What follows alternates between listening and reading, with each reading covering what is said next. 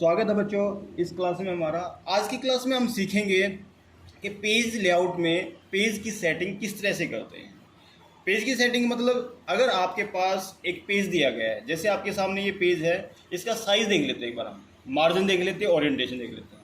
जैसे हमारे सामने साइज़ हाईलाइट किया गया है A4, जिसकी लंबाई और चौड़ाई आपको दिखाई गई है, ये इंच में है। यहाँ हम कुछ पैराग्राफ टाइप कर लेते हैं।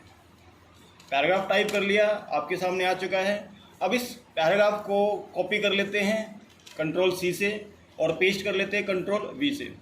तो देखिए जैसे ये पेज भर जाएगा आपके पास पेज नंबर 2 आ जाएगा। हमें क्या करना है, इस सेकंड पेज को हमें लैंडस्केप करना है। तो देखिए हम सबसे पहले क्या करेंगे, लैंडस्केप करेंगे। जैसे मैंने लैंडस्केप किया, दोनों ही पेज आपके लैंडस्केप हो गए, पहले वाला भी और दूसरे वाला भी। अगर कोई ये कहे कि सेकंड वाले पेज को ही लैंडस्केप करना है, फर्स्ट पेज आपका पोर्ट्रेट ही रहे, तो देखिए क्या करेंगे उसके लिए, इसको फिर से ओरिएंटेशन में पोर्ट्रेट कर देते हैं। हमें जाना है यहाँ पे पेज सेटअप में। पेज सेटअप में जाने के बाद आपने क्या करना है, अपने पेज नंबर 2 को इसको हटा देते हैं। एक बार पहले हम इसको सेलेक्ट कर लेते हैं। इसको इस तरीके से आपने माउस से ब्लैंक एरिया सेलेक्ट कर लेते हैं। ब्लैंक मतलब जिसमें कुछ भी ना हो। इसको सेलेक्ट करने के बाद यहाँ हमें इस एरो पे जाना है। एरो पे जाने के बाद आप लैंडस्केप करेंगे और यहाँ देखिए वॉल डॉक्यूमेंट, ये एक चीज़ होती है अप्लाई टू। अप्लाई टू में दो चीज़ें आपको देखने को मिलेंगी, एक तो वॉल डॉक्यूमेंट और एक सिलेक्टेड टेक्स्ट। अगर आप सिलेक्टेड टेक्स्ट करेंगे, आप ये भी पूछेंगे कि भाई आपने दूसरे पेज पे तो कुछ लिखा ही नहीं, जबकि बिना लिखे हमने एक वहाँ पे छोटा सा एंटर दबाया हुआ है, जिससे हमारा वो एरिया एक वर्ड के रूप में काउंट होता है। तो हम इसको सिलेक्टेड टेक्स्ट लेंगे, यहाँ से जो हमारा सिलेक्टेड एरिया है या टेक्स्ट है, सिर्फ उसको लैंडस्केप करेंगे हम यहाँ से। तो देखिए सिलेक्टेड टेक्स्ट हो गया है और ओके कर देते हैं। अब आप देखेंगे कि आपका सेकंड पेज जो है वो लैंडस्केप हो गया है। ऐसा बहुत कम देखने को मिलता है। जब हम पोर्ट्रेट करते हैं तो सारे पेज पोर्ट्रेट हो जाते हैं, और जब लैंडस्केप करते हैं तो सारे पेज लैंडस्केप हो जाते हैं। देखिए इसको फिर से करते हैं एक बार। अगर मैं सेकंड पेज को, एक दूसरा सवाल है मेरा कि अगर मैं इस सेकंड पेज को इसी स्थिति में रखूं और इसको लंबा करना चाहूं, मतलब इसका साइज़ इम्प्रूव करना चाहूं, इसके लिए मैं पेज में जाऊंगा। पेज सेटअप की सेटिंग के अंदर होता है ये। यहाँ मैं चाहता हूँ ये लीगल पेपर, क्योंकि कई बार मुझे ऑफिस के अंदर A4 और लीगल पेपर की एक ही फाइल के अंदर काम करना पड़ता है।